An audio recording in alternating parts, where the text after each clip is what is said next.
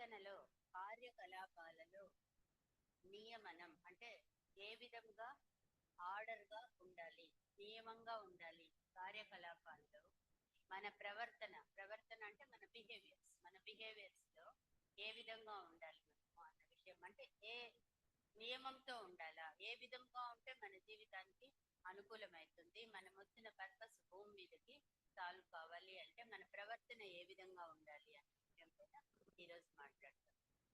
దీని విషయంలో ప్రవర్తన అన్నా, యాక్షన్స్ అన్నా, లేదు నీ బిహేవియర్ అన్నా, ఏ విధంగా మాట్లాడినా వీటికన్నిటికీ ఆధారము మన ఆలోచన. మన ఆలోచనలు ఎట్లున్నప్పుడు మన ప్రవర్తన ఆ రకంగా ఉంటుంది. అది బేసిక్గా అందరికీ తెలుసు. దాని విషయంలో ఏ రకంగా గురువులు చెప్పిండారో మనం ఏ లెవెల్లో దాన్ని కరెక్ట్ చేసుకోవాలా అన్న విషయం పైన ఇంకొంచెం డీప్గా ఆలోచిస్తాం. దీన్ని యాక్చువల్గా true translation self control in action. ఏదైనా యాక్షన్ చేసేటప్పుడు, పని నిర్వహించేటప్పుడు, ఏదైనా కార్యం చేయాలన్నా ప్రతి నిమిషము ఏదో ఒకటి చేస్తూనే ఉంటాం. ఒక్క సెకండ్ కూడా ఒక డీప్ స్లీప్లో తప్పించి ఇంకెప్పుడు కూడా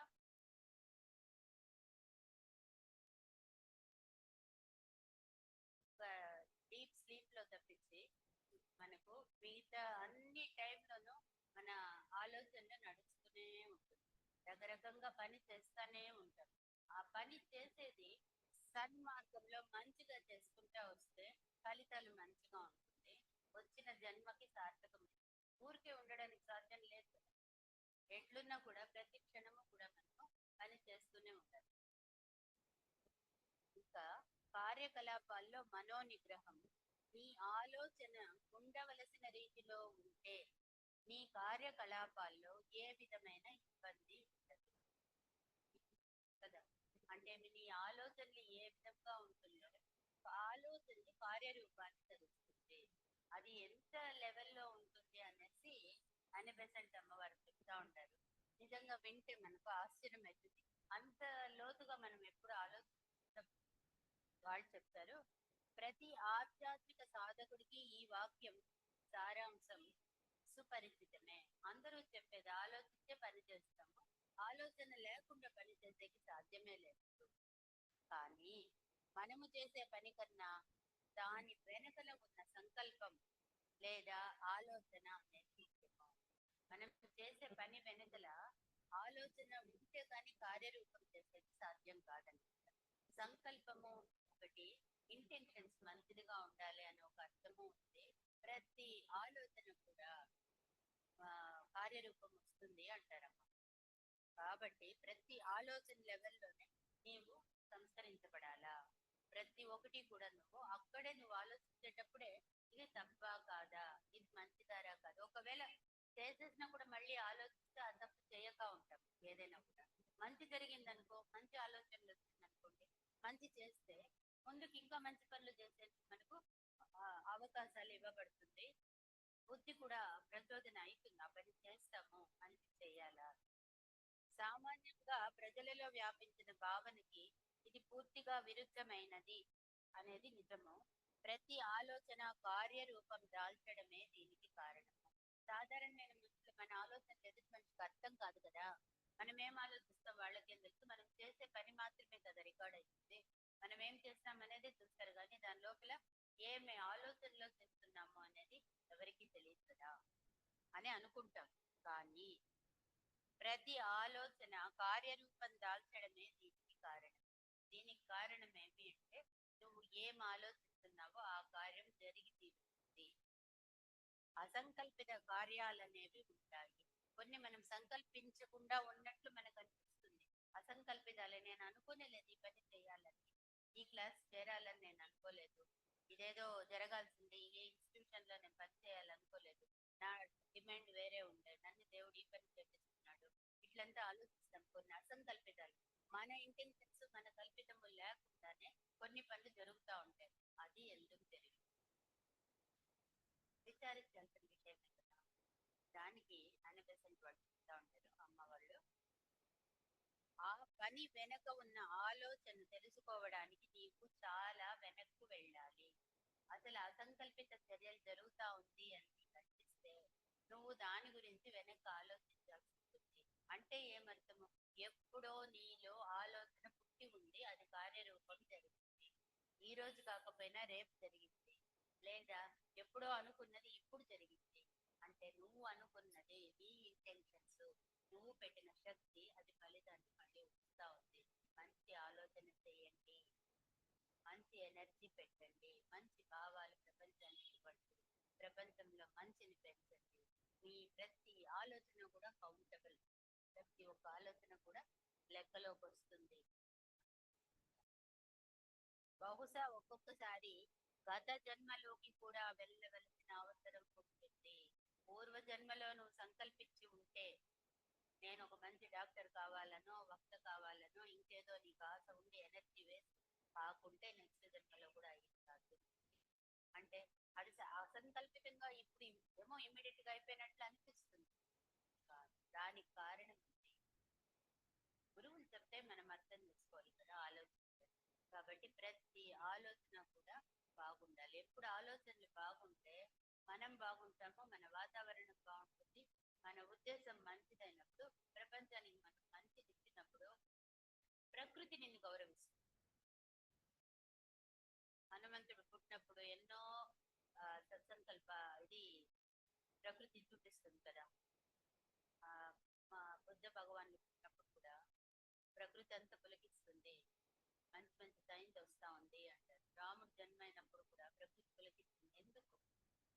ప్రకృతికి ఏమి పులకించాలని, ఎందుకు అంత మంచి జరగాలని, వాతావరణం ప్లెజెంట్గా ఉండాలని ప్రకృతికి ఏమి? ఎందుకంటే నువ్వు ప్రకృతికి మంచి చేస్తావు, ప్రపంచానికి నువ్వు మంచి చేసేకి పుట్టినావు. ఆ భావంతో ఉన్నప్పుడు ప్రపంచం కూడా నీకు మంచి చేయాలనే అటువంటి ఉన్నతమైన ఆలోచనలు నీలో ఈ లోపల పుట్టించు అని అమ్మవారి ప్రజెంట్ అమ్మవారు చెప్తారు. మనస్సులో తగినంత ఆలోచన శక్తులు ఒక నిర్ధారిత దశలో సమీకరించబడినట్లయితే,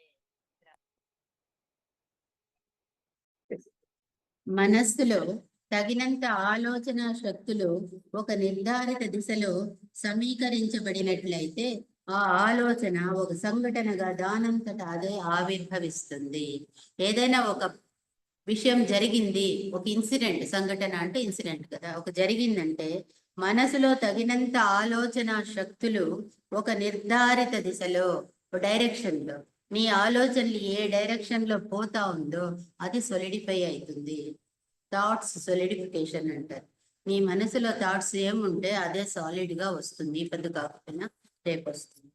ఆలోచన ఒక సంఘటనగా దానంతట అదే ఆవిర్భవిస్తుంది. నువ్వు పెట్టిన బీజం ఏది వేసింటావో ఆ పరంపరలో ఒక నిర్ధారిత దిశలో, ఒక డైరెక్షన్ లో, మంచి డైరెక్షన్ మనం ఎత్తుకోవాలి. మంచి డైరెక్షన్ లో పోయినప్పుడు ఆలోచన ఒక సంఘటనగా, ఒక ఇన్సిడెంట్ గా ట్రాన్స్ఫర్ అవుతుంది. ఒక ఆలోచన ఒక ప్రాక్టికల్ ఇన్సిడెంట్ గా మారుతుంది. అంటే అర్థమేమి? ప్రతి ఆలోచన కూడా సొలిడిఫై అవుతుంది, సాలిడ్ గా అవుతుంది, ఒక ఇన్సిడెంట్ గా ఫామ్ అయ్యి మన ముందుకు వస్తుంది. ఇది అనివార్యంగా కార్యరూపం ధరిస్తుంది. అనివార్యం అంటే తప్పనిసరిగా నీ ఆలోచన అది ఒక నిర్ధారిత దిశలో ఉన్నప్పుడు అది కార్యరూపం ధరించేది ఖచ్చితం. అది ఒక ఇన్సిడెంట్ గా జరుగుతుంది. కాబట్టి ఎంత పవర్ ఉంది ఆలోచనకి, దాని నుంచి పవర్ ఉంది, ఆలోచనలో శక్తి ఉంది, సంకల్పం ఉంది, అన్ని శక్తి ఇచ్చినాడు భగవంతుడు. దాన్ని నువ్వు మంచి డైరెక్షన్ లో పెట్టు. మంచి డైరెక్షన్ లో పెట్టాలని చెప్తా ఉండేదంతా. ఒక నిర్ధారిత దిశలో నడిచే ప్రతి ఆలోచన ఒక ప్రేరణగా పనిచేస్తుంది. ఒక డైరెక్షన్ లో నడిచే ప్రతి ఆలోచన కూడా ఒక ప్రేరణ, ఇన్స్పిరేషన్ అవుతుంది మనకి. మంచి చేస్తే, మంచి నీకు వస్తే నువ్వు మంచి చేయాలనే ఇన్స్పిరేషన్ నీలో పుడుతుంది. అంటే అదే విధంగా ఇది సైన్స్ అయితే సైంటిఫిక్ గా ప్రూవ్ చేస్తారు, ఇది ఆధ్యాత్మికంగా చెప్తా ఉండరు. ఆధ్యాత్మికంగా ప్రయత్నం చేసి సాధన చేస్తే అది కూడా ప్రూఫ్ అవుతుంది. ఆలోచిస్తే మనకు తెలుస్తుంది, దాన్ని అనుసరణ చేస్తే మనకు అర్థమవుతుంది. ఏదైనా ప్రాక్టికల్ గా రావాలి అంటే ఏం చేయాలా? సాధకుడుగా మారాలా. నువ్వు సాధకుడైనప్పుడు సిన్సియర్ గా ప్రయత్నం చేస్తే దాంట్లో సత్యాలు అసత్యాలు నీకే అనుభవానికి వస్తుంది. కాబట్టి ఒక నిర్ధారిత దిశలో నడిచే ప్రతి ఆలోచన ఒక ప్రేరణగా పనిచేస్తుంది. నీకు అది ఒక ఇన్స్పిరేషన్ అవుతుంది. ఒక డైరెక్షన్ లో, మంచి డైరెక్షన్ లో నీ ఆలోచనలు పెట్టి నడిపిస్తా ఉన్నప్పుడు అది సంఘటిత రూపమయ్యి ఒక కార్యంగా ఏర్పడేదే కాకుండా నీలో ఒక ఇన్స్పిరేషన్ కలిగిస్తుంది.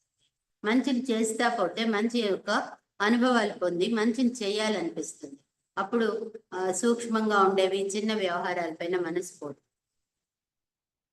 ఈ విధముగా ఆలోచన నిధిలో చేరిన చిట్ట చివరి ఆలోచన ప్రేరణ బిందు నిన్ను కార్యం చేసేలా ప్రేరేపిస్తుంది. పదే పదే నీ ఆలోచనలు అదే డైరెక్షన్ లో పోతా ఉంది అన్నప్పుడు కొనాలో ఒక పాయింట్ లో ఏమైతుందంటే లేదు చేయాలి మనము అనేసి అనిపించి ఆ పని చేసేస్తాం. లాస్ట్ బిందువు అంటారు దాన్ని. నిధి, ఆలోచనల నిధి అన్నారు. అంటే ఆలోచనలు వస్తూ ఉంటుంది, పుడతా ఉంటుంది. ఒక మంచి కార్యం చేయాలి అనుకుంటా ఉన్నప్పుడు దానికి అన్ని రకాల మంచి చేసేందుకు అవకాశాలు ఇవ్వబడుతుంది. నీవు కడపటి థాట్స్ వచ్చేటప్పుడు ఖచ్చితంగా కార్యం చేస్తావు. ఇది మనకందరికి కూడా అనుభవం అయి ఉంటుంది. పెద్ద విషయాలు కాకపోయినా ఏ విషయం గురించి మనం ఆలోచిస్తూ ఉంటామో దాన్నే ఆలోచిస్తూ ఉంటే దానిపైన అట్రాక్ట్ అవుతాం, మనం ఆ పని చేసేస్తాం. మేజర్గా చూడాలంటే చిన్న విషయాలు ఎగ్జాంపుల్ చెప్పాలంటే షాపింగ్లో ఏదైనా పోయినామంటే అది బాగుంది తీసుకోవాల్సింది 4 సార్లు అనుకొని మన ఆలోచనలు అక్కడే కేంద్రీకరించి ప్రేరణ పెట్టి దాని మీద ఆ డైరెక్షన్లోనే థింక్ చేస్తూ ఉంటే, ఆ డైరెక్షన్లోనే మనం థింక్ చేసినప్పుడు ఏమవుతుంది, ఖచ్చితంగా మళ్ళీ అదే ఆలోచన మన లోపల కలిగి ఆ పని చేసేస్తాం. పండుకున్న మళ్ళీ అదే ఆలోచన వస్తుంది. ఆ విధంగా ఏదైనా నువ్వు ప్రాసెస్లో పెట్టినప్పుడు అది సాధ్యమవుతుంది. దీన్ని హిందువులు ఈ పనులను కర్మలు అంటారు. చేసే పనులని మన కర్మ అంటే ఆలోచనలన్నీ కూడా మన కర్మలే. ఇది 3 విభాగాలుగా ఉంది. కర్మలు ఏ విధంగా చేస్తాము అంటే చేసే పని ఒకటే కర్మ కాదు. కర్మని 3 రకాలుగా చెప్తా ఉన్నారు. ఒకటి సంకల్పం, మనసులో నువ్వు ఒకసారి అనుకునేది ఒక కర్మ. కోరుకుంటాం, ఇది కావాలి, మంచి కార్యాలు చేయాలనేది మంచి కోరికే. చెడ్డకు మాత్రం ఆలోచన చేయకూడదు అంటుంది. ఎవరు సాధకులో చెడు వైపు ఆలోచించద్దు, నెగటివ్ థాట్స్ వేయద్దు. ఎవరిలో నెగటివ్ ఉన్నా కూడా వాడి వెనకలు ఏదో భావన ఉంది, ఏదో పరిస్థితి ఉంది అని అర్థం చేసుకునే ప్రయత్నం చేయాలి. చెడు ఎప్పుడు చెప్పేవాడు సాధకుడు కాదు. జయ కృష్ణమూర్తి వాళ్ళు ఆ విషయం చెప్పారు. కాబట్టి ఇవన్నీ కూడా మంచికే చెప్తా ఉండదు. హిందువులు 3 విభాగాలుగా అన్నారు కర్మని. ఒకటి సంకల్పం, మనసులో మనము ఇంటెన్షన్ తీసుకుంటాం, ఇది చెయ్యాలి, ఇట్లా ఉండాలి అని. కోరిక, మళ్ళీ అదే ఆ సంకల్పం బాగా స్ట్రాంగ్ అయితే కోరిక అయిపోతుంది. అదైనా ఇంకా కార్యానికి దిగేస్తాం. చేయాలి అని మనసులో అనుకొని దాని మీద ఆలోచించి మళ్ళీ ఆ పని చేసేస్తాం. వీటికన్నిటికీ మూలం ఏది? ఏ పనికైనా మూలము మనసులో సంకల్పాలు, ఆలోచన. ఆ విషయమే చెప్తా ఉండదు. Self control in action. నీలో కంట్రోల్స్ ఎక్కడ రావాలా? సెల్ఫ్ కంట్రోల్స్ ఆలోచన లెవెల్ నుంచి రావాల్సింది. ఎవరి జీవితంలోనైనా వర్తమానంలో గతంలో కార్యాన్ని పోలిస్తే అది అసంకల్పిత కార్యం అవుతుంది. కొందరి జీవితాల్లో వాళ్ళు అనుకోరు, ఏదో కావాలని వాళ్ళు ఇంజనీరింగ్ చదివేసి ఏదో ప్రీచింగ్ లైన్కి వచ్చింటారు, లేదా ఏదో లైన్లో ఉండేవాడు ఎక్కడో సైంటిస్ట్ అయి ఉంటాడు. డాక్టర్ కోర్స్ నాకు ఇష్టం లేదనుకొని ఉండింటాడు, వాడు కంపల్సరీ పెద్ద డాక్టర్ కావాల్సి వస్తుంది. దానికి కారణాలు మనకు వాళ్ళకి ఈ లైఫ్లో తెలిసిండదు. అసంకల్పిత కార్యాలు, ఆ కార్యము ఒకే ఒక నిమిషంలో జరుగుతుంది. ఏదో ఒక క్షణంలో వాళ్ళు ట్విస్ట్ కావాల్సి పడుతుంది. వీటి విషయంలో ఆలోచన పరిసమాప్తమయ్యి అది ఒక కార్యము మాత్రము ఆ క్రమంలో చిట్ట చివరిది కాబట్టి అది అనివార్యంగా జరగాలి. అంటే ఈ సంకల్పాలు, ఈ కార్యాలు ఇవన్నీ ముందే నువ్వు ఎప్పుడో చేసేసిండావు. నీకు పరిస్థితి అనుకూలమైన తక్షణము నువ్వు ఆ పని చేసేస్తావు. బీజం వేసేసి నీళ్లు పోసేసి దాన్ని ఏ బీజము సెలెక్ట్ చేసి అన్ని భూమిలో వేసిండావు. అవకాశం వచ్చినప్పుడు మొలకలు వచ్చి చెట్టు అవుతుంది. అదే విధంగా నీ సంకల్పాల, ఆలోచనలు ఎప్పుడు పెట్టినావో ఒక్కొక్కసారి బెసెంట్ అమ్మవారు చెప్తారు లాస్ట్ లైఫ్ లో కూడా పెట్టిండొచ్చు. నువ్వు ఆ మాదిరి పనుకొని ఉండింది ఇప్పుడు ఏమో ఒక క్షణంలో అయినట్లు మనకు అనిపిస్తుంది. కాదు, కార్యకారణ సంబంధం ఉంది. ఇక కార్యం మాత్రము ఆ క్రమంలో చిట్ట చివరిది. మిగతా 2 పనులు చేసేసి ఉంటాము. 3 పనులు కదా, సంకల్పము, కోరిక, కార్యము. సంకల్పము, కోరిక ముందే చేసేసింటే ఇంకా కార్యం కావాల్సింది, అది మాత్రం ఇప్పుడు అయి ఉంటుంది. ఆ 2 మనకు అర్థం కాకుండా ఉండొచ్చు, బట్ అది కూడా నువ్వే ఎప్పుడో చేసిందావు. ప్రతిదీ నీ చేతుల్లో నువ్వు చేసుకున్నదే జరుగుతూ ఉంటుంది. ఈ దిశలో ప్రేరణ పరిపూర్ణ రూపం ఇది. ఆ ప్రేరణలకు కార్యము పరిపూర్ణ రూపమవుతుంది. అంటే నువ్వు అది జరగాలని కోరుకొని ఆ పని చేసి, నీవు ఎంపిక చేసుకునే అంశాలు ఆవిరి అయిపోవచ్చును. నీ శక్తి అంతటిని ఉపయోగించినప్పటికీ ఇలాగే జరిగి ఉండవచ్చును. మొదటి సన్నివేశంలో నీ ఆలోచన కార్యరూపం ధరిస్తుంది. అది అతడిలోనే నిద్రాణంగా దాగి ఉండవచ్చు. వ్యక్తం కావడానికి తగిన అవకాశం లభించక పోయినప్పటికీ పరిస్థితులు సహకరించినప్పుడు సంకల్పించిన కార్యం జరుగుతుంది. అదే ఇప్పుడు నేను అన్నది. బీజం వేసింటాము, భూమి లోపల నాటింటాము, నీళ్లు వేసింటాము. టైం వచ్చినప్పుడు మొలకొస్తుంది. ఆలోచనలు, కార్యాలు కూడా అంతే. ఎప్పుడో నువ్వు ఇంటెన్షన్ వేసి ఆశపడి కోరిక పెట్టి దాని మీద ఎనర్జీ పెట్టింటావు. ఇప్పుడు కాలేదంటే సమయం అనుకూలం లేదు, అయినప్పుడు వస్తుంది. దీని దృష్ట్యా ఒక ఆలోచన ఎలా పనిచేస్తుందన్న విషయం తెలుసుకోవడం ఎంతో ప్రధానమైనది. దానికోసం ఇదంతా చెప్తా ఉంటారు. మన ఆలోచనలు ఎట్లా పనిచేస్తుందన్న విషయము తెలుసుకోండి.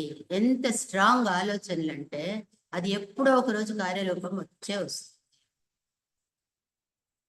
అంత పర్ఫెక్ట్ గా చెప్తా ఉంటారు అన్ని పెసెంట్లో. నీ ఆలోచనల్ని పరీక్షించుకుంటూ ఎట్లా ఉండాలి నీ జీవితం సాధకుడిలో అంటే మనందరిలో ఆలోచనలను పరీక్షించుకుంటూ వాటిని ఉత్తమ మార్గాల్లో నడిపించు. నీ ఆలోచన కార్యరూపం ధరించే ఆ క్షణము ఎప్పుడు వస్తుందో నువ్వు చెప్పలేవు. అంటే మరి చెడ్డ ఆలోచనలు ఏమి చేయొద్దు, చేసేవి మంచి ఆలోచనలు చేయి, తప్పకుండా అది కార్యరూపం వస్తుంది. కాబట్టి నీ ఆలోచనలు పరిరక్షించుకో. అంటే బాగా నర్థం, రక్షించుకో, కాపాడుకో. నీ ఆలోచనల్ని బాగా కాపాడుకో. మంచి ఆలోచనలు వస్తా ఉందా చూడు, ఏదైనా రాకూడనిది వస్తే మొగ్గలోనే త్రుంచేయి. వాటిని ఉత్తమ మార్గంలో నడిపించు. ఉత్తమమైన ఆలోచనలు కలిగి ఉత్తమ మార్గంలో నడిపించు. నీ ఆలోచన కార్యరూపం ధరించే ఆ క్షణము నీ ఉత్తమమైన ఆలోచన ఎక్కడ పోదు, అది కార్యరూపం ధరిస్తుంది. దానికి టైము, ఆ క్షణం ఎప్పుడు వస్తుందో నువ్వు చెప్పలేవు. టైం వచ్చినప్పుడు నువ్వు చేసిన మంచి నీకు మంచే చేస్తుంది. ప్రకృతికి మంచి చేస్తే ప్రకృతి నీకు చేస్తుంది రిటర్న్. నేచరే కదా, మనం భాగం కదా, ప్రకృతిలో మనం ఒక భాగం. మనం దాన్ని మంచి కోరినప్పుడు అది మనకు మంచి చేస్తుంది. అందుకే గొప్ప గొప్ప మహర్షులు, రాజులు పుట్టినప్పుడు ప్రకృతి పులికిస్తుంది అని. ఆలోచనకి ఉన్న ప్రాధాన్యం దృష్ట్యా దానిపై ఒత్తిడి కలిగించాలని ప్రపంచంలోని గురువులందరూ బోధించారు. ఒక్క గురువు కాదు, అందరు గురువులు బోధించింది ఏమి, ఆలోచనలో ఉన్న ప్రాధాన్యం దృష్ట్యా దానిపై ఒత్తిడి కలిగించాలని. అంటే ఒత్తిడి అంటే మంచి భావన, గమనించు, ప్రెషర్ అని కాదు, అక్కడ గమనించాల ఆలోచనలు మంచిదా కాదా అని ఆ ఒక్క ఎనర్జీ వేసి గమనించు అని ప్రతి గురువులు చెప్పిండారు. ఈ గ్రంథంలోని సాధకుడికి మరోసారి హెచ్చరించారు. ఎవరు సాధనలో ఉంటారో ఇంకొకసారి మళ్ళీ చెప్తా ఉండారు, ఆలోచనలను గమనించండి. ఎందుకంటే సెల్ఫ్ కంట్రోల్ ఇన్ యాక్షన్ అనేది కదా సబ్జెక్టు. మనం సెల్ఫ్ కంట్రోల్లో యాక్షన్ లో చూపించాలి అంటే దానికి ముందరున్న స్టేజ్ ఆలోచన. యాక్షన్ కు ముందర, కార్యానికి ముందర ఆలోచన. కాబట్టి ఆలోచనల నుంచి కూడా నువ్వు కరెక్షన్ చేసుకోమని గురువులు మనకు బోధించారు. ఈ గ్రంథంలోని సాధకుడికి మరొకసారి హెచ్చరించారు. ఈ సందర్భంలో మనస్సు స్వయముగా ఒక క్రియారూపము. అంతే కదా అర్థము. మనసులో నువ్వేమనుకుంటే అది క్రియారూపం దాలుస్తుంది. కాబట్టి క్రియ కన్నా కూడా మనస్సే ప్రధానమైతుంది. ఈ సందర్భంలో మనస్సే స్వయముగా ఒక క్రియారూపము. తురీయాత్మలో అంటారు, అంటే పురుషాత్మ ఇచ్చ, జ్ఞాన, క్రియాశక్తులు ఉంది అని తెలుసు. పురుషాత్మ అంటే మన అందరికీ తెలుసు ఏమి. అదే మామూలు ఈ సబ్జెక్ట్ లో సంబంధం లేని వాళ్ళకంటే ఏమని చెప్పచ్చు, జీవాత్మ, దానిపైన ఉన్నటువంటి దివ్యశక్తి అని అనుకోండి. ఆ రకంగా అనుకుంటే కూడా ఇచ్చ, జ్ఞాన, క్రియాశక్తులు మూడు ఉంది. భగవత్ తత్వంలో మూడు ఉంది. సింపుల్ గా చెప్పాలంటే లలిత సహస్రనామంలో ఉంది. నిత్య జ్ఞాన క్రియాశక్తి స్వరూపిణి అంటే మీ దైవ శక్తి అమ్మవారు నిత్య జ్ఞాన క్రియాశక్తుల్లో పనిచేస్తూ ఉంటారని అర్థం. అదే తురియాత్మ అన్నారు. ఆ పురుషాత్మ అని మన వాళ్ళు చెప్తాం. ఏ రూపంలో చెప్పుకున్నా కూడా ఆ దివ్య శక్తికి మూడు శక్తులు ఉంది. ఇచ్చ క్రియ జ్ఞానం. దాంట్లో ఈ మూడు తిరిగి ఆత్మ బుద్ధి మనస్సు, ఆత్మ బుద్ధి మనస్సుగా మారుతాయి. అంటే ఇచ్ఛాశక్తి ఆత్మగాను, జ్ఞానశక్తి బుద్ధికి సంబంధించింది బుద్ధిగాను, క్రియాశక్తి మనస్సుగాను మారుతుంది. అంటే ఏమర్థము? మనస్సుకి క్రియకి దగ్గర సంబంధం ఉంది. మనస్సు నువ్వు ఏ విధంగా ఉంటే క్రియ ఆ విధంగా జరుగుతుంది. అంతే కదా అర్థం. పైన దివ్యశక్తులు భగవంతుడి లెవెల్లో అది క్రియాశక్తిగా ఉంటే నీ లెవెల్లో మనసులో పెట్టినాడు భగవంతుడు అదే శక్తిని. కాబట్టి మనస్సు నువ్వు ఎంత బాగా పెట్టుకుంటే క్రియ అంత బాగుంటుంది. అదే మాదిరి ఇచ్చ ఆత్మకు సంబంధించింది, జ్ఞానము బుద్ధికి సంబంధించింది. ఇక్కడ ఆలోచన స్వయంగా క్రియారూపం ధరిస్తుందన్న విషయము మన అవగాహనకు వస్తుంది. ఇప్పుడు మీరు అర్థమైంది కదా అంటాం. మనస్సే క్రియారూపంగా వస్తుంది. కార్యానికి ముందు ఆలోచన ఉంటుందన్న విషయాన్ని సత్యంగా చెప్పుకోవచ్చు. ఇంతవరకు చెప్పినాము. అది లెబ్బెట్రి వాళ్ళు చెప్తా ఉంటారు. మళ్ళీ జన్మ పరంపరలో మానవుడు తన సద్గుణ సంపదని కారణ శరీరంలో చేర్చుకుంటూ పోతాడు అనే విషయం సూచించడం జరిగింది. మనకు తెలుసు కదా, మనము మామూలు భాషలో ఏమంటాము? సంస్కారము అంటాము. పూర్వజన్మలో వాడేమో చేసుకున్నాడు సంస్కారము, వాడి బుద్ధి మంచిగా ఉంది, పూర్వజన్మ సంస్కారము అనేసి మనం వాడుక భాషలో ఉంటాం. కానీ ఈ వేదాంత గ్రంథాల్లో వీటిలో అంతా కూడా కారణ శరీరంలో బీజాలు ఉంది. అంటే మనం చేసుకున్న మంచిని మాత్రం స్టోర్ చేస్తుంది కదా కారణ శరీరము. ఆ విషయం చెప్తారు. జన్మ పరంపరలో మనకి ఎన్ని జన్మలైందో, ఎన్ని జన్మలో మనం ఎంత మంచిని తీసుకున్నామో ఆ బీజాలన్నీ తీసుకొని మళ్ళీ ఇంకో జన్మ మనకి తీసుకుంటాం అనేది బేసిక్ గా మనందరికీ తెలుసు. ఆ విషయమే చెప్తున్నాడు. కాకపోతే ఇంకొంచెం దాన్ని ఎలాబరేట్ చేస్తారు. ఇది నిజమే కదా. కారణ శరీరం యొక్క మొదటి 2, 3 ఉపతరగతులు ఊర్ధ్వ మానసిక లోక ద్రవ్యంతో నిర్మించబడి ఉంది. డివైడ్ చేస్తే దాన్ని 3 భాగాలు చేస్తున్నారు. అరూప మనస్సుని మనం అంటాం. దాంట్లో 3 భాగాలుగా ఉంది. మనసులో lower mind, upper mind. Upper mind ని 3 భాగాలుగా చేస్తున్నారు. ఎందుకంటే నేను ఈ డివిజన్స్ తెలియకపోయినా అర్థం కావాలి సబ్జెక్ట్. అందుకని లోయర్ మైండ్, అప్పర్ మైండ్ అంటాం. దాంట్లో 3 భాగాలు, మొదటిది, రెండవది, మూడవది సబ్ డివిజన్స్ ఉపతరగతులుగా చేస్తుంది. ఈ స్థాయిలోని ద్రవ్యం నీచ గుణాలకు ఏ మాత్రం స్పందించదు. అది కూడా ఎందుకు స్పందించదని చెప్తా ఉన్నారు లెక్బెటర్ వాళ్ళు. అక్కడ నీచ గుణాలకు స్పందన ఉండదు. అక్కడ స్టోర్ చేసుకునేది మంచి గుణాలు మాత్రమే. ఈ మంచి గుణాల సాధన కోసం మాత్రమే మనము జన్మనెత్తిండేది కదా. మన పుట్టుక కారణమే అదే. ప్రతి జన్మకిను కొంచెం మంచిని సేకరించుకొని ముందుకు పోవాలి. అప్పుడే నువ్వు పరిపూర్ణమైన మానవుడిగా మారేందుకు అవకాశం ఉంటుంది. మారాలి.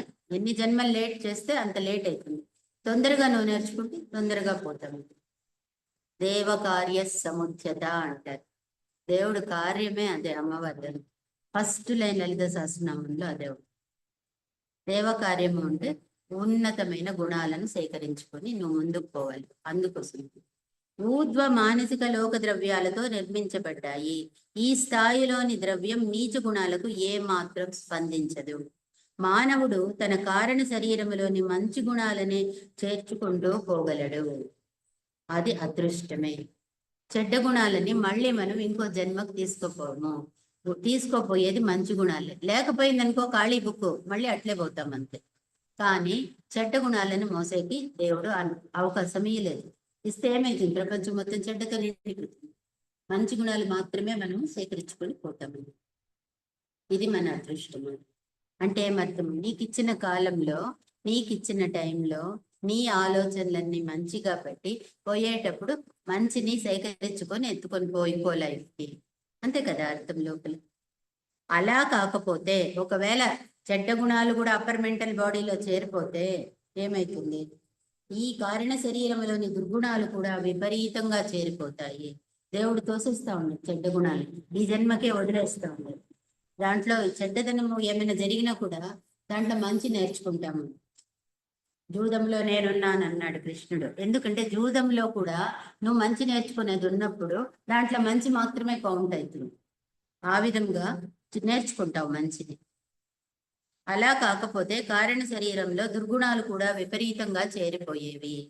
ఇది మన పరిణామ చక్రానికి సహకరించకపోగా నిరోధిస్తుంది. ఎక్కువ చెడ్డ చేరిపోతే ముందుకిట్ల పోతుంది ప్రపంచం. ఈ కారణంగా మానవుడు తనతో పాటు మానసిక, కామ, భౌతిక శరీరాల శాశ్వత అణువులను ప్రతి జన్మకి తీసుకొని వస్తాడు. ప్రతి జన్మలో కూడా మనిషికి మానసిక అంటే మనసు లెవెల్లో ఇప్పుడు చెప్పిన ఆలోచనలు, దీంట్లో సద్గుణాలు సంపదను చేర్చుకొని మంచి ఆలోచనలు ఇంకో జన్మకు తీసుకుపోతాము. నెక్స్ట్ కామం అంటే కోరికలు, భావాలు, వివేకాలు, దాంట్లో కూడా మంచి మాత్రమే. ప్రేమ, మంచి ఉద్వేగాలేమి ప్రేమ, సహనము, అనుభూతి, ఇవన్నీ మంచి గుణాలు. ఇట్లాంటివి మాత్రమే సేకరించబడతాయి. నెక్స్ట్ జన్మకు పోయినప్పుడు ఇంకా బాగా వృద్ధి అవుతుంది. అది ఇంకొకటేమి మానసిక, కామ, భౌతిక శరీరాల శాశ్వత అణువులు. భౌతిక శరీరంలో కూడా మంచి అణువుల సేకరణ పోతే నీకు నెక్స్ట్ జన్మలో మంచి రూపం ఇస్తాడు భగవంతుడు. అది కూడా నువ్వు సేకరించుకునిందే. అది కూడా నీ గుణాలపై, అది కూడా నీ ఆలోచనలపై ప్రతి జన్మకి తీసుకుని వస్తాడు. దీని వలన వాటి తాలూకు స్పందన అంతర్గత గుణాలు లక్షణాలుగా కొత్త శరీరాల్లో కనిపిస్తుంది. నువ్వు కొత్తగా జన్మెత్తినప్పుడు ఈ లక్షణాలు ఏవి తప్పించుకోపో.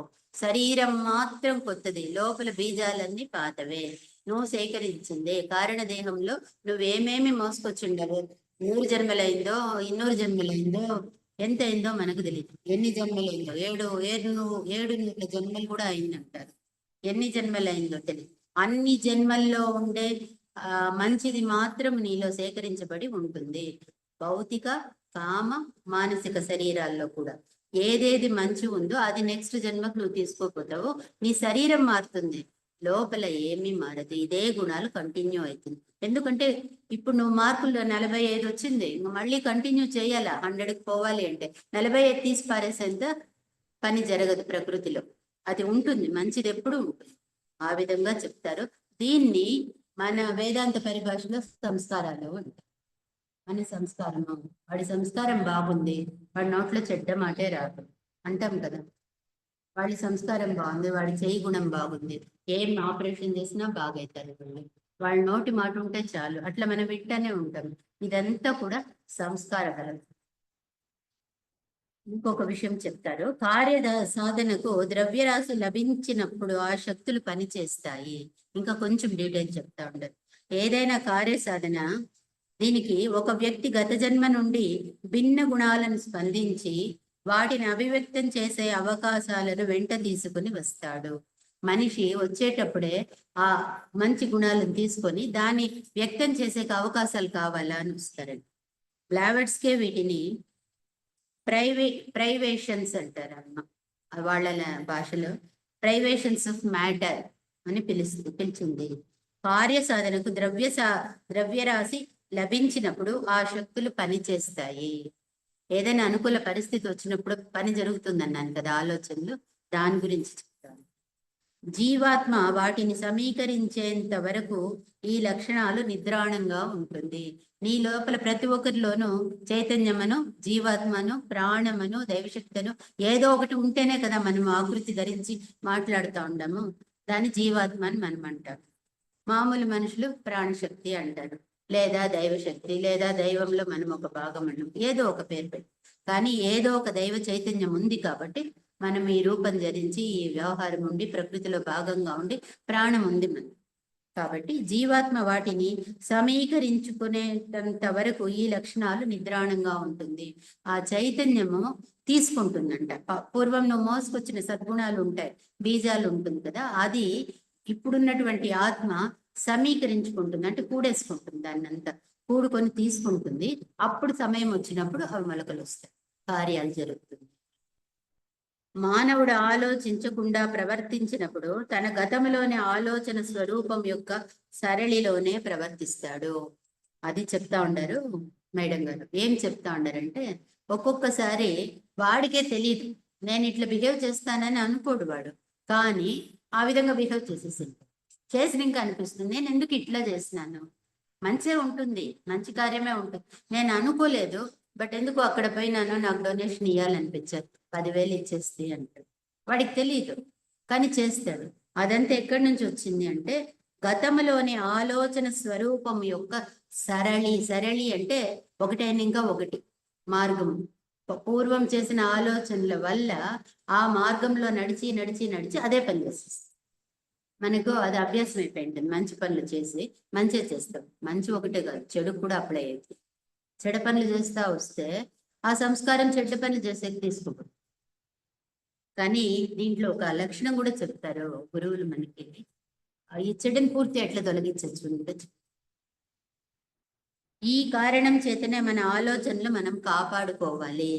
ఈ ఒక్క విషయం మన సాధనకుంటే చాలు. మన ఆలోచనలు మనం ఎప్పుడూ కాపాడుకోవాలి. ఇవి ఎప్పుడు వరదలే కార్యరూపం ధరిస్తాయో తెలియదు. వరదల్లాగా వచ్చి ముంచేస్తుందంట మనం అనుకున్న ఆలోచనలు. పిచ్చి ఆలోచనలు, చెత్త ఆలోచనలు చేయొద్దండ, మంచి ఆలోచనలు చేయండి. గురువులు, దైవము, ఎవరికైనా మంచి చేయాలా, సద్గుణాలు, వాటి గురించి ఆలోచించినప్పుడు మంచివే చేస్తాము. మన జీవితం ఎంత చాలా చిన్నది. అది ఎప్పుడు వరదలే కార్యరూపం ధరిస్తాయో తెలీదు. ఒక చెడు తలంపుకు లోనైన వ్యక్తి దానికి సంబంధించిన పనిని తానెప్పుడూ చేయను అని అనుకున్నా అతడికి తెలిసే లోపలే ఆలోచన కార్యరూపం ధరిస్తుంది. ఎందుకంటే అది ముందు నుంచి దారిలో ఉంది. ఆ చెడ్డ పని చేసి చేసి చేసి వాడుకైపోయి, నేను అదే అనింది, మంచి పనే కాదు చెడ్డ పని కూడా అంతే. ఎప్పుడైతే వాడికి అది వాడికైపోయి ఉంటుందో తెలిసి తెలియకుండా ఆ పని చేసేస్తాం.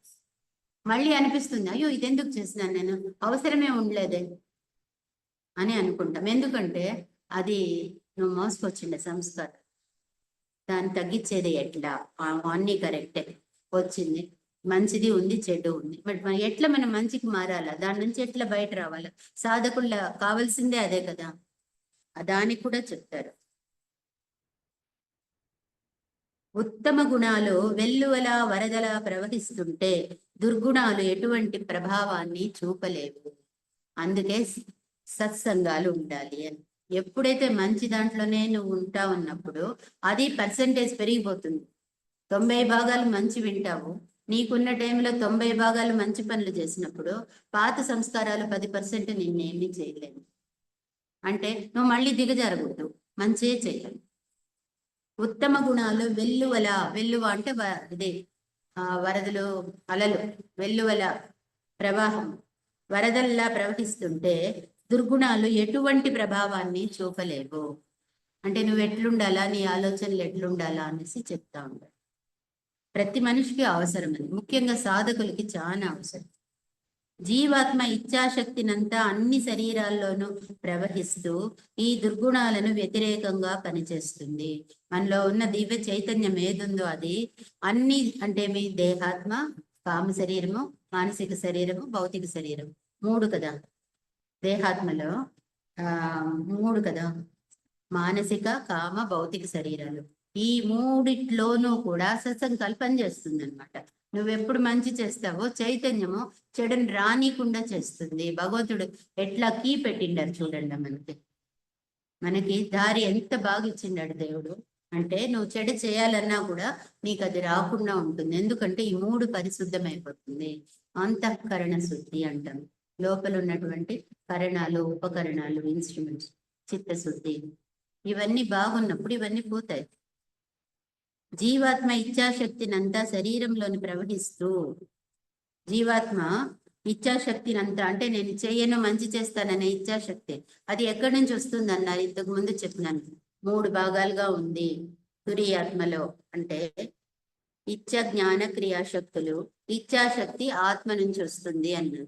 ఆత్మ నుంచే కదా. ఇప్పుడు జీవాత్మ నుంచి ఇచ్ఛాశక్తి నువ్వు బాగా పెట్టుకొని, అంటే నేను చెయ్యను, ధర్మ మార్గంలోనే ఉంటాను, ఒకవేళ నీకు పాత సంస్కారం అడ్డం వచ్చినా కూడా నువ్వు స్ట్రాంగ్ గా ఉంటే అది నిన్నేమి చెయ్యి, అది పర్మనెంట్ గా పోతుంది, నీలో మంచే చేరుతుంది.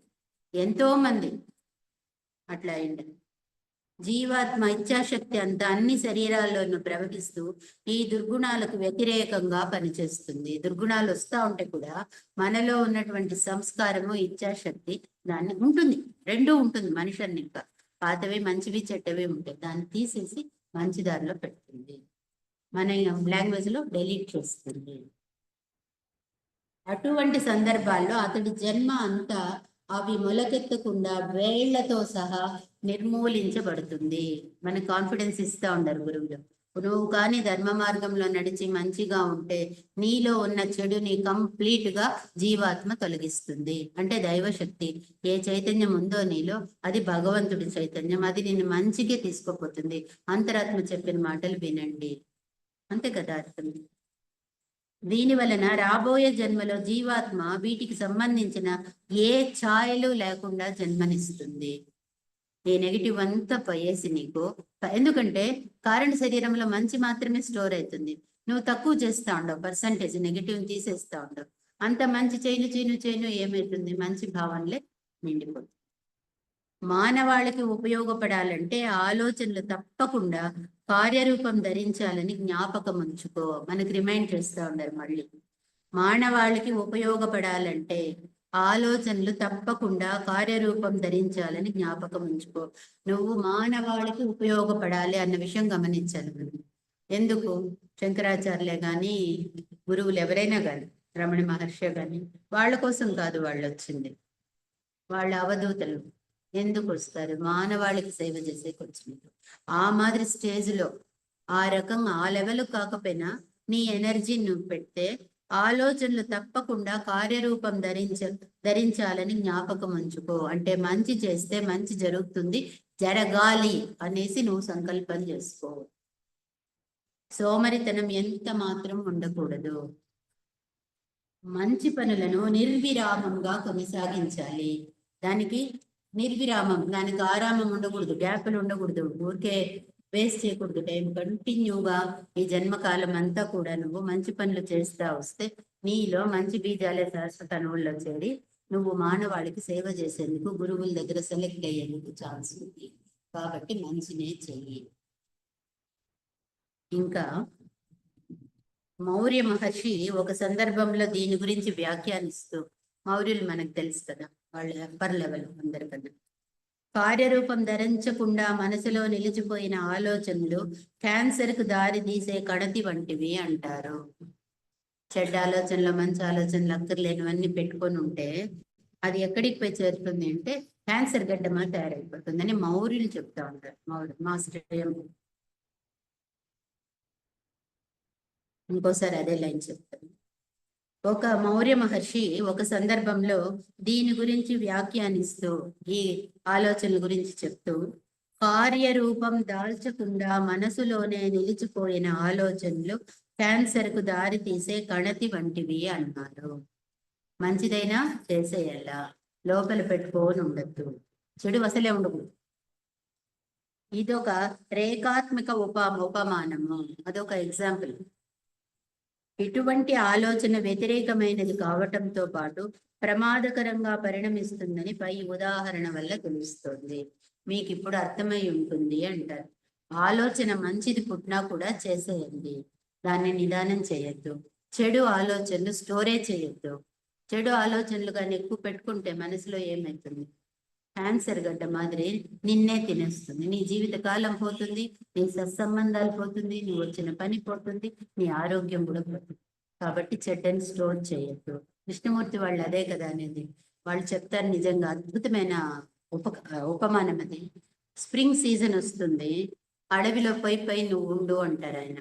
అడవిలో పై చూస్తే అంత ప్రశాంతత, ఫ్రెష్నెస్, ఆకులు, పువ్వులు, స్మెల్ అన్ని ఫ్రెష్గా ఉంటుంది. ఆ మాదిరి నువ్వెందుకు ఉండలేదు అంటారు జయకృష్ణమూర్తి వాడు. ఎందుకు ఉండలేవు? పాతవి వదలలేవు. స్టోర్ చేసుకొని ఉంటే కొత్తవి ఎక్కడ పుట్టేకి జాగా? ఆకులు రాలిపోతే కొత్త ఆకులు వస్తాయి, కొత్త పూలు వస్తాయి. నీ ఆలోచనలు నువ్వు ఎప్పుడు ఫ్రెష్గా పెట్టుకో, ఏది స్టోర్ చేసుకోవద్దు. మౌర్య మహర్షులు కూడా అదే చెప్తాడు. ఇటువంటి ఆలోచన వ్యతిరేకమైనది కావటంతో పాటు ప్రమాదకరంగా పరిణమిస్తుందని పై ఉదాహరణ వల్ల తెలుస్తుంది. మన ఆలోచనలోని మానసిక ద్రవ్యాన్ని కేవలం మంచి తీర్మానాల ద్వారా మాత్రమే నిలిపి, అదే నేను ఏమి ఇచ్చినాడో మనసు అనేది భగవంతుడు, అక్కడ ఒక ద్రవ్యరాశి ఉంది. ఇప్పుడు మన ఫిజికల్ గా ఎట్లా మనకు సాలిడ్ గా బాడీ ఉందో, మైండ్ కి ఆ మాదిరి ఒక ఆ చలనం ఉండే ద్రవ్యరాశి ఉంది. కామదేహానికి ఒక ద్రవ్యరాశి ఉంది. ఆ ద్రవ్యరాశి మంచి తీర్మానాల ద్వారా మాత్రమే నిలుపు, మంచి మంచి డెసిషన్స్ లో మాత్రమే మనసును నిలుపు. అది కూడా స్టోర్ చేయొద్దంటారు. మంచి డెసిషన్స్ తీసుకొని చేసే కార్యరూపం చేయకపోతే ఆ ఆలోచన మరో కార్యరూపం ధరించవలసి వచ్చినప్పుడు ఇంకా కష్టం అవుతుంది. మంచి ఆలోచన వస్తే కూడా ముగిచ్చేమని మౌర్య మహర్షులు చెప్తా ఉన్నారు. ఇంతసేపు బ్లౌడ్స్కే మేడంది వింటుంది, ఇప్పుడు మా మౌర్యులు వాళ్ళు చెప్తా ఉన్నారు, నీకు మంచి ఆలోచన వచ్చినప్పుడు అయినంత తొందరగా కార్యరూపం చేసేయి, దాన్ని కూడా స్టోర్ చేయొద్దు. చేస్తే నీకే కష్టమవుతుంది. ఈ ఆలోచన మరో కార్యరూపం ధరించవలసి వచ్చినప్పుడు ఇంకా కష్టం అవుతుంది. పనులు చేయటంలో జాప్యం, సోమరితనం కూడదు. అది చెప్పేకి ఈ విషయం. ఏదైనా పనులు చేయాలి అన్నప్పుడు దాన్ని జాప్యం చేయొద్దు, స్లో చేయొద్దు, నిదానం చేయొద్దు, సోమరితనంగా పోయొద్దు. మంచి కార్యంకి చేయి పెట్టద్దు. కర్ణుడు చెప్తారు కదా, దానం చేసేటప్పుడు ఒక చేతిలో ఇచ్చేది ఎడం చేతికి తెలిసేది వద్దు. అట్లా ఉండాలన్నమాట మన జీవితం. కార్యాన్ని పూర్తిగా సాధించకుండా ఉండటం మంచిది కాదు. ఆలోచన వచ్చి చేయక ఉండదు. మనలో చాలా మంది ఎన్నో మంచి తీర్మానాలు చేసుకుని వాటిని ఆచరణలో పెట్టకుండా మన అభివృద్ధిని మనమే నిరోధించుకుంటున్నాము. తీర్మానాల లెవెల్లో బాగానే చేస్తాము, ఆచరణ లెవెల్లో చేయలేము. మంచి తీర్మానాలతోనే నరకానికి మార్గం రూపొందుతుంది ఇంగ్లీషు సామెత. వాళ్ళల్లో దీంట్లో ఒక సూక్ష్మం ఉంది. అది ఏమంటే, కార్యరూపం ధరించని సత్సంకల్పం ఒక వ్యాధికి శక్తివంతమైన కారకం అవుతుంది. మంచి కార్యం చెయ్యాలని చేయకపోతే కొరుగైపోతాము. అది చేయాలనుకొని చేయలేకపోతే అది కూడా ఒక బాధ అవుతుంది. దానికే వాళ్ళు నరకానికి మార్గం అవుతుందని ఇంగ్లీష్ సామెత. ఇంగ్లీష్లో ఉందంట, మంచి డెసిషన్స్ తీసుకొని చేయకపోతే నువ్వు నరకానికి పోతావు అని. అంటే నరకానికి పోతావని కాదు, దాని వివరణ మన వాళ్ళు చెప్తా ఉంటారు. కార్యరూపం ధరించని సత్సంకల్పం, ఏదైనా అనుకొని నువ్వు చేయకపోతే ఒక వ్యాధికి శక్తివంతమైన కారకం అవుతుంది. ఇది ఒక మందులా పనిచేసి మెదడుని చాలా స్తబ్దపరుస్తుంది, స్టాగ్నెంట్ చేసేస్తుంది, మైండ్ని అక్కడే పెట్టేస్తుంది. ఆ పని అయిపోతే కొత్త పనికి పోతావు కదా, నిన్ను సోమరిగా అక్కడే పెడుతుంది. కాబట్టి నీ ఆలోచన సరళిని నియంత్రించు. ఎక్కువ ఆలోచనలు వచ్చేటప్పుడు గమనించు, ఇప్పుడు ఇది చేస్తాం మళ్ళీ ఇంకోటి చేస్తాం, ఊరికి ఆలోచించి ప్రయోజనం. మంచి చేయాలంటే చెయ్యి. ఊర్ధ్వాత్మ నుండి సేవ చేయడానికి ప్రేరణ లభించినప్పుడు తక్షణం కార్యం చేపట్టి నిర్వహించు. పై నుంచి నీకు డైరెక్షన్ వచ్చినట్లు అనిపిస్తే ముందు ఆ పని చేసి పూర్తి చెయ్యి. దానికి రేపటి వాయిదా వేయకు. ఇలా వాయిదా వేయడం అనే కారణం వల్లనే ఎందరో ఉత్తములు కాలం కోసం నిరీక్షిస్తారు. ఊరికే వాయిదా వేసుకొని ఇప్పుడు టైం బాగాలేదు మళ్ళీ అవుతుంది అనుకోవద్దు. ఎప్పుడు వచ్చిందో అదే మంచి టైం. మనం 10 సంవత్సరాల క్రితం తలుచుకున్న ఒక ఉత్తమమైన వ్యక్తి ఇంకా ఇప్పటికీ సరిగ్గా అలాగే ఉండటానికి అదే కారణం. మనం జనరల్ గా చూసే ఎగ్జాంపుల్ చెప్తాము. ఇది ఒక్కొక్కసారి నిజమే అయినా చాలా తక్కువగా కనిపిస్తుంది.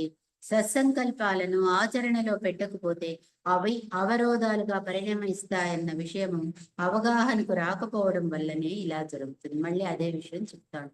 ఏదైనా జరిగినప్పుడు తక్షణం చెయ్యండి, లేకపోతే అది నీకే అడ్డంకులుగా పరిణమిస్తుంది. నీవు స్వీకరించిన వాటిని ఉపయోగించినట్లయితే మరెన్నో నీవు పొందగలుగుతావు. నీకు ఏం వచ్చిందో మంచి ఆలోచన చేస్తే నీకు ఇంకొక అవకాశం ఇవ్వబడుతుంది, ఇంకా 4 మంచి పనులు చేసేకి సాధ్యమవుతుంది. నువ్వు సోమరిగా ఉండి జాప్యం చేస్తా ఉంటే అది మనసులో నిలబడి ఒక విధంగా మనసును స్తబ్దం చేస్తుంది. మనసుని ఒక మాదిరి యాక్టివ్ చేయకుండా నిలిపేస్తుంది, ఆలోచన శక్తిని నిలిపేస్తుంది. ఆ పని చేయొద్దు.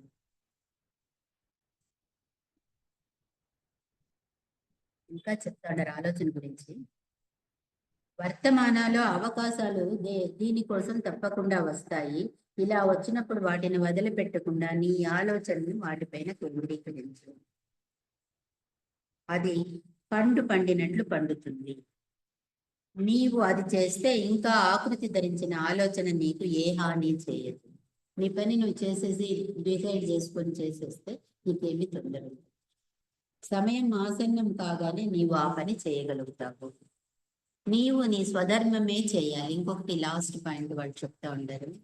నీవు నీ స్వధర్మం చేయాలి. ఫస్ట్ నీ కర్తవ్యం, నీ ధర్మం ఏమి అది చేయాలి. కానీ మరొకరి ధర్మాన్ని కాదు. నీ ధర్మం ఫస్ట్ చేయాలి. ఇంకొకరి ధర్మంలో నువ్వు ఇంటర్ఫీర్ కావద్దు. మొదటి నుంచి మన థియాసఫీలో అదే చెప్తారు. ఒకవేళ పని చేయవలసి వస్తే అతడి అనుమతితో అతడికి ఉపకరించే విధంగా చేయాలి. నువ్వేమైనా వాడికి హెల్ప్ చేయాలి అంటే నేను చేస్తా ఉండను, చెయ్యొచ్చా అని వాడు ఒప్పుకుంటే. ఎందుకంటే ప్రతి ఒక్కరికి ఒక ఆలోచన, ఒక ఆత్మ, ఒక పద్ధతి, వాళ్ళ ఆలోచన ప్రతి ఒక్కరు డివైనే. వాళ్ళ దాంట్లో నువ్వు మధ్యలో పోయి జోక్యం చేసుకుని ఇంటర్ఫీర్ అయ్యి వాళ్ళని ఆలోచనలు చెడిపేకి నీకు అధికారం లేదు. వాడుగా ఒప్పుకొని నా చేతి కాలేదు, నాకు ఏదైనా దారి చెప్పు అంటే అప్పుడు నువ్వు ఆలోచన చెప్తే అది భౌతికంగా కూడా మర్యాదగా ఉంటుంది. అడగకుండా పోయినామనుకో మనకు బాధ, వాడకి. అతడి అనుమతితో అతడికి ఉపయోగించే విధంగా చేయాలి. ప్రతి ఒక్కరిని వారి పనిని వారికి తోచిన పద్ధతిలో చేయనివ్వాలి. వాళ్ళ పద్ధతిలో వాళ్ళు పోతారు. నీది కరెక్ట్ ఉండొచ్చు, వాడిది కొంచెం తక్కువ రేంజ్ ఉండొచ్చు, లేదా ఎక్కువ రేంజ్ ఉండొచ్చు. బట్ వాడి సంస్కారము, వాడి ఆలోచన విధానము ఎవరెవరిది వాళ్ళది. అవసరం వచ్చినప్పుడు సేవ చేయడానికి మనం ఎప్పుడు సర్వదా సిద్ధంగా ఉండాలి. గురువుల ఆదేశం ఇది. ఎప్పుడైనా అవసరం వస్తే నువ్వు సేవ చేసేది రెడీగా ఉంటుంది. అది ఎంత పాజిటివ్ ఎనర్జీ. ఆ విధంగా ఉండాలంటే ఆ వర్డ్ చిన్నది, సెంటెన్స్ చిన్నగానే కనిపిస్తుంది. సర్వం సంసిద్ధంగా ఉండాలి. ఉండాలంటే నీ మనసు ఎప్పుడు ఎట్లుండాలా, నీ మనసు ఎంత సంసిద్ధంగా ఉండాలి అనే కదా అర్థము. అంటే ఎప్పుడు నువ్వు ఫ్రెష్ గా ఉంటేనే సేవ చేసే పనికి వస్తావు. లేకపోతే నువ్వే కుమిలిపోతావు అంటే ఇంకొకరికి సేవ ఎట్లా చేస్తావు. ఆ విషయం లోపల అర్థం దాగి ఉంది. ఎప్పుడు సర్వదా సంసిద్ధంగా ఉండాలి. అవసరం వచ్చినప్పుడు సేవ చేయడానికి మనం ఎప్పుడు సర్వదా సంసిద్ధంగా ఉండాలి. అదే చెప్తారు. ఎవరైతే ఈ త్రిగుణాలు ఉంది కదా, సత్వరజస్ తమో గుణాలు, సత్వగుణం ఉండే బుద్ధి ఉంటే వాళ్లకు ఈ గుణం బాగా అప్లై అవుతుందండి. సత్వగుణం ఉండేవాళ్ళు వాళ్ళు ఏం చేస్తారంటే ఇప్పుడు ఏ పని చేయాలా అదే ముందు ఆలోచిస్తారు. ఎంత కష్టమైపోయి ఏమైనా రాని, ఎవరికైనా పోని, ఇప్పుడు ఇమ్మీడియట్ గా ఏం చేయాలా అదే ఆలోచిస్తారు సత్వగుణం ఉండేవాళ్ళు. వాళ్ళు దానికి ఆన్సర్ ఈజీగా దొరుకుతుంది, చేస్తారు. వాళ్ళకి ప్రకృతి దోహదం చేస్తుంది. ఎందుకంటే ఆ మూమెంట్ అది అవసరం, అది ఉంటుంది. రజోగుణం వాళ్ళు ముందుకు ఆలోచిస్తారు, నాకేమొస్తుంది, నీకేమొస్తుంది. అంతేకాని ఇతరుల విషయంలో జోక్యం చేసుకోకూడదు. తమ పనులను మాత్రమే తాము చేసుకోవాలన్న పాఠం నేర్చుకోవడం చాలా మందికి ఎంతో కఠినమైన విషయము. నీ పని చేసుకొని నువ్వు హాయిగా ఉండరా అంటే అది చాలా కష్టం.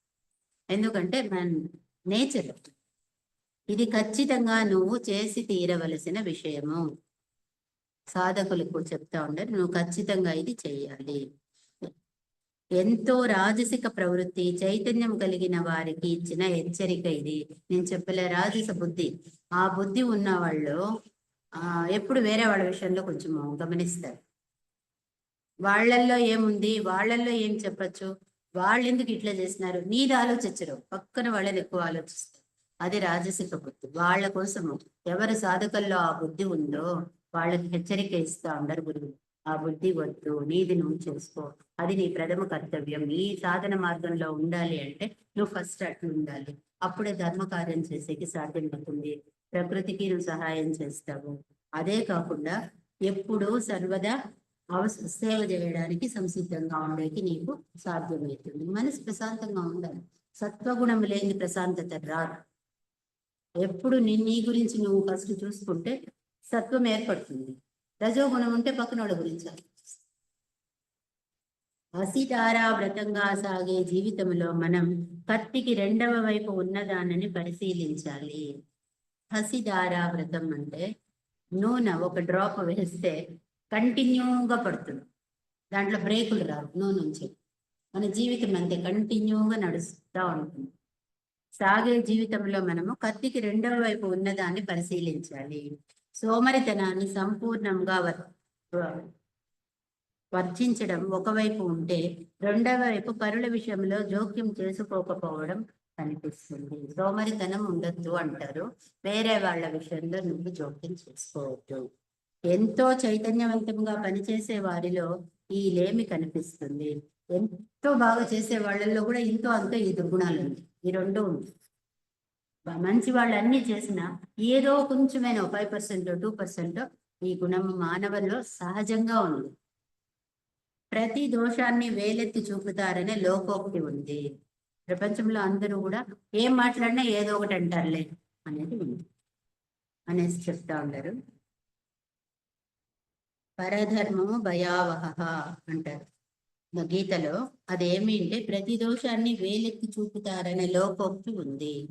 ఇతరుల్లో దోషాన్ని వారి స్వీయ దోషాలే, వాళ్ళ దోషాలు ఉంది, ఎవరి దోషాలు వాళ్ళదే. నీవు వేలెత్తి వాటిని ప్రశ్నించరాదు. నువ్వు ఈ తప్పు చేస్తా ఉండవు, నువ్వెవరు విమర్శించేకి అంటారు. జోక్యం చేసుకోకూడదు. ఎన్నోసార్లు భగవద్గీత మన కోసము భగవద్గీత రెఫరెన్స్ తీసుకుంటారు. అందరికీ తెలిసింది, మనం ఫాలో అయ్యారు కదా. ఎన్నోసార్లు భగవద్గీత కర్మలు చేయమని బోధించడం వింటాము. భగవద్గీత అదే కదా చెప్తుంది, నీ కర్మ నిస్వార్థ స్వయం కర్మలు చేయమంటుంది. దుష్కర్మని నిషేధించడం వినిపిస్తుంది, దుష్కర్మ చేయొద్దు. పరులు చేయవలసిన ధర్మాలను మనం చేయడం అత్యంత ప్రమాదకరమైన విషయము. ఎవరి డ్యూటీ వాళ్ళు చేస్తారు, వాళ్ళ డ్యూటీ నువ్వు చేసేది ప్రమాదకరమైన విషయము. పరధర్మం భయావహ. భగవద్గీత పరధర్మం అంటే వేరే వాళ్ళు చేయాల్సిన కార్యాలు, ధర్మం. వాళ్ళ ధర్మం ఏదో ఉంది, వాళ్ళు చేస్తారు, దాన్ని నువ్వు తీసుకుంటే భయావహ.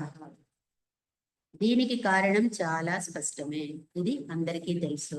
వేరే వాళ్ళ విషయంలో జోక్యం చేసుకుంటే ఏమవుతుంది అనే విషయం. ఇంకొక విషయం కూడా చెప్తాను. మానవుడి జీవితంలో స్వేచ్ఛ ఉంది, ధర్మ పరిధిలో వ్యవహరించడానికి స్వేచ్ఛ ఉంది. ఎంతవరకు దేవుడు నీకు ఫ్రీడమ్ ఇచ్చిండాడు అంటే, ధర్మంగా ప్రవర్తించేందుకు మాత్రమే నీకు స్వేచ్ఛనిచ్చిండారు. దీనికి వెలుపల లేదు, ధర్మాన్ని దాటిపోయేకి లేదు. ఒక ఆవుకి దారం కట్టి వదిలేస్తే అది ఎంతవరకు మేస్తుంది అంటే, దారం ఎంతవరకు అలౌ చేస్తుందో ఆ సర్కిల్ మాత్రం మేసేకాయి. మనకు ధర్మం అని ఒక చట్టం పెట్టి భగవంతుడు మనల్ని పుట్టించింది. ధర్మ పరిధిలో దాని పరిధి అంటాం ఆ సర్కిల్ని. ధర్మ పరిధిలో వ్యవహరించడానికి స్వేచ్ఛ ఉంది, వెలుపల లేదు. దీని లోపల దాని ఇష్టం వచ్చినట్లు చేయవచ్చును. తన పనులను తనకి ఇష్టం వచ్చినట్లు చేయడంలో అతడికి అభివృద్ధి ఉంది. ఎందుకు? ధర్మం లిమిట్స్ లో మాత్రమే. నీకు ఎట్లా కావాలో వ్యవహరించు, ఏ పనైనా చెయ్యి, ఎట్లయినా నువ్వు వృద్ధికి రా, కానీ ధర్మం ఆధారంగా రా. మానవుడు కాలానుగుణంగా అభివృద్ధి చెందిన కొద్దీ అతడికి మరింత స్వేచ్ఛని ఇచ్చి, అతడిపై మరింత నమ్మకం ఉంచి, భగవంతుడు ఎట్లా పనిచేస్తారంటే, నువ్వెంత ధర్మంగా ఉండి నువ్వెంత మంచి చేస్తే నీకు అంత మంచి అవకాశాలు కల్పించబడతాయి. అంటే అతడిపై మరింత నమ్మకం ఉంచి మరింత మేధాశక్తిని, అతడికి పనిచేసే అవకాశాలను ఇవ్వాలనేదే భగవంతుడి దివ్య ప్రణాళిక. అంటే మీరందరూ కూడా అట్లా ఉండి దివ్య ప్రణాళికలో ఒక భాగంగా ఉంటుంది కదా. మన జీవిత లక్ష్యమే అదే, భగవంతుడితో పాటు నడవాలి, ప్రకృతితో పాటు మన జీవితం సాగాలి. మనం ప్రజల గురించి ఎప్పుడు మంచిగానే ఆలోచించాలి. వారి నడవడికి కన్నా వారి గురించిన మన ఆలోచన కాస్త ఉత్తమమైనదే అయినా మంచిదే. ఒకవేళ వాళ్ళలో కొంచెము నెగిటివ్ ఉన్నా కూడా నువ్వు మంచిగానే ఆలోచించు. మనం వారికేసి పంపే ఆలోచన వారి మంచికి దోహదం చేస్తుంది. నువ్వు మంచి ఆలోచనలు ఎనర్జీ ఇస్తే, వాళ్ళల్లో ఏ భాగమైనా ఒక పాయింట్ నెగిటివిటీ తగ్గి మంచి పెరిగితే అది నువ్వు ప్రకృతికి మంచి చేసినట్లే, దైవ కార్యంలో ఉపయోగపడినట్లే. ఈ కారణాల దృష్ట్యా నీ పనిని సంపూర్ణంగా నిర్వహించు. ఇతరుల పనుల గురించి వారు అడిగితే తప్ప వాటిని వారికే వదిలేయి. శక్తి వంచన లేకుండా నీ సంపూర్ణ ప్రతిభతో నీ పనులు నిర్వహించు. ఇతరుల పనులను కూడా నీవు వీలైనంత వరకు వారికే వదిలివేయడం మంచిది అని చెప్తా ఉన్నట్టు. ఇంకా ప్రపంచంలో సాధారణ లౌకిక విషయాలను అప్రధానంగా భావించడమే పెద్ద ప్రమాదము. ఈ భావనలో ఒక సత్యం ఉంది. లౌకిక వ్యవహారాలు వచ్చినప్పుడు కూడా నువ్వు ధర్మాన్ని అంటి పెట్టుకొని అక్కడి నుంచి సాధన మొదలుపెట్టు. నువ్వు లౌకిక వ్యవహారాలు కదా అని తోసేసి ఆధ్యాత్మికం ఎక్కడో ఉంది అనుకోవద్దు. రెండు కలిసే ఉంది. ప్రతి క్షణంలో కూడా అది అప్లై అవుతుంది ధర్మం. ప్రపంచంలో నిర్వహించవలసిన ధర్మాలను పరిపూర్ణంగా నిర్వహించడం అంటే ఊర్ధ్వలోకాల నుండి మనకు దిగి వచ్చిన శక్తిని సవ్యమైన దిశలో కోణంలో మనం పంపించినట్లే భావించవచ్చు. పైకి నుంచి వచ్చే దివ్య శక్తిని మనము మంచిగా వాడే మాత్రమే అధికారం ఉంది. నువ్వు ఆ పనినే చెయ్యి, అంటే సేవాభావంలో ఉండు, సేవ చెయ్యి. మనం వచ్చింది దానికే కదా. సాధకుడు బాహ్యమైన పరిపాటల కన్నా అంతరంగికమైన కార్యకలాపాలు ముఖ్యమైనవని ఎప్పుడూ భావించకూడదు. పైన మామూలు చేసే పనులు చిన్నవి అనుకోవద్దు, నేనేదో గ్రేట్ అనుకోవద్దు. నువ్వు చేసే మనసులో ఎంత పరిస్థితి ఉందో దాని రిఫ్లెక్షన్స్ నువ్వు చేసే కార్యాలపైన పడుతుంది. అంటే మంచి కార్యాలు నీ నుంచి ఉద్భవించాలి. దైవశక్తి నీకు ఎనర్జీ ఇచ్చినప్పుడు దాన్ని మంచి కార్యాలకు ఉపయోగించాలి. అంతేకాని లౌకిక విషయాలు ఏముందిలే అది దానికేం విలువ లేదు అని అనుకోవద్దు. అది ఎక్స్ప్రెషన్ అక్కడే నువ్వు చూపించాలి. అదే చెప్తారు, సాధకుడు బాహ్యమైన పనిపాటల కన్నా ఆంతరంగికమైన కార్యకలాపాలు ముఖ్యమైనవని ఎప్పుడు భావించకూడదు. నేను మనసులో కరెక్ట్ గా ఉండని, ఈ పని చేయకపోతే పర్వాలేదు, తప్పుడు పని చేసేసి కరెక్ట్ అనుకునేది చేయొద్దు. అవన్నీ తప్పు. అధ్యయనం ఎంత మంచిదే కానీ ఎంతైనా నువ్వు తెలుసుకో, సేవా ధర్మానికి సహకరించాలి. ఎండ్ పాయింట్ అదే. నువ్వు వచ్చి ప్రపంచానికి మంచి చేయాలి, ఇతరులకు మరింత ప్రయోజనకరంగా సేవ చేయడం కోసమే అధ్యయనం చేయాలి. మనం చేసే సాధన అధ్యయనం అంతా కూడా ప్రపంచానికి మంచి చేసేకే, ఇతరులకి, ప్రపంచానికి, అన్నిటికీ, ప్రకృతికి, జంతువులకి, ఏదైనా కూడా మంచి జరగాలి నీ నుంచి. అప్పుడే నువ్వు వృద్ధి చెందినట్లు లెక్క. ఈ విధముగా మన ఆలోచన సరళిని ఏ విధముగా మనం పెట్టుకోవాలన్న సబ్జెక్టు గురువులు మనకు చెప్పింది మనం ఇప్పుడు తెలుసుకుందాం. Thank you sir.